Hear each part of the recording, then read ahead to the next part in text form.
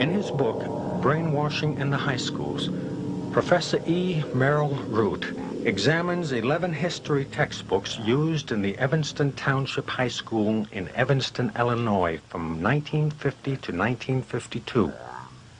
None of these textbooks makes it clear that the government of the United States is not a democracy but a republic.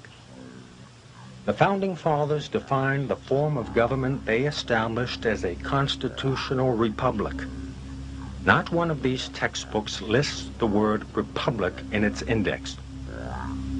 The essence of psychological warfare is to confuse the meaning of words and infiltrate the mind with conflicting concepts.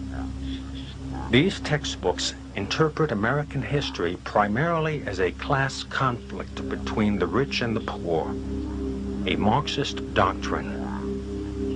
A trend shared by each of the textbooks reviewed was advocacy of a world government.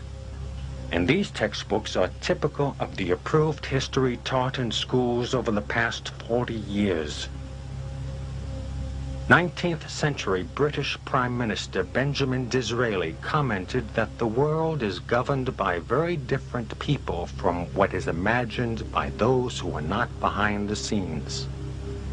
Political and economic power is concentrated in the hands of a ruling elite that controls the banks, large corporations, major communications media, influential foundations. In fact, their power encompasses all segments of society.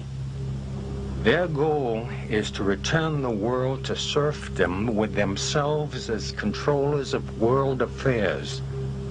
Founded in 1921, the Council of Foreign Relations, located in New York City, is the American branch of a society that originated in England and is a key link between the ruling elite and the federal government.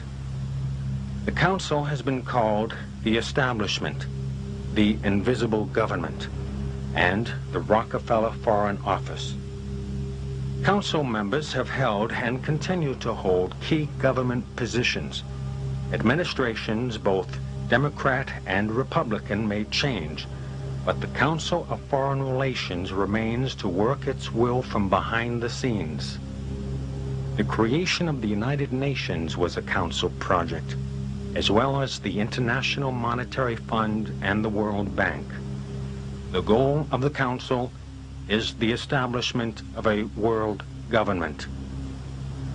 On the international level, an organization similar to the Council called the Bilderbergers includes some of the world's most powerful financiers, industrialists, politicians, and intellectuals who meet each year for a conference on world affairs to decide how things will go for the rest of us. The goal of the Bilderbergers is the establishment of a world government. World government was always the goal of communism. The Bolshevik Revolution of 1917 was a turning point in world history. However, the revolution was financed by some of the world's richest and most powerful men. The money came primarily from America and Great Britain. Communism was forced on the Russian people from outside of Russia. Soviet economic and military development has been the result of the transfer of Western technology from Western companies allowed and encouraged by Western governments, principally the United States, Great Britain, France, Germany, and Italy. Communism was a movement created and manipulated by some of the world's most powerful and wealthy men in order to gain control of the world. While the communist world is becoming more like the West, America is going in the opposite direction. The political concepts of the United States have undergone a gradual alteration in order to promote administrative government by appointed bureaucrats rather than the constitutionally mandated representative government by elected officials. A network of organizations headquartered at what is called 1313 at the University of Chicago have been working to restructure local, state, and federal government. 1313 affiliates developed the regional framework to merge city-county government, then county district, district-state, state-region, and on to a region-international merger into a one-world government. The program of these social science organizations is a totally managed and controlled society. Centralization of government functions is a basic socialist principle. Centralization takes government away from the people. The key factor is control. The computer-based planning, programming, and budgeting system is the mechanism for that control.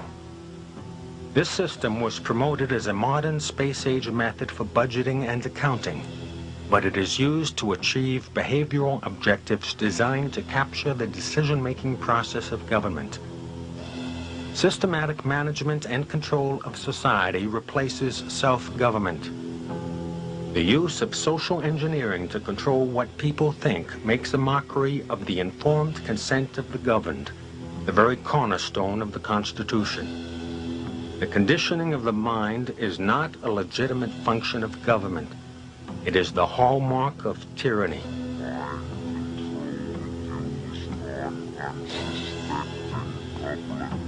The dramatic events taking place in the Soviet Union and Eastern Europe are part of a carefully orchestrated propaganda campaign designed to condition the people of the world to accept the eventual merging of East and West into a one-world superstate.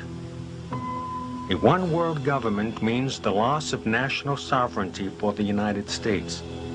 All areas of our culture have been corrupted in order to promote this program, and psychological warfare is being waged against the public to accept it, and even demand some of the changes necessary to bring about a new dark age on this planet.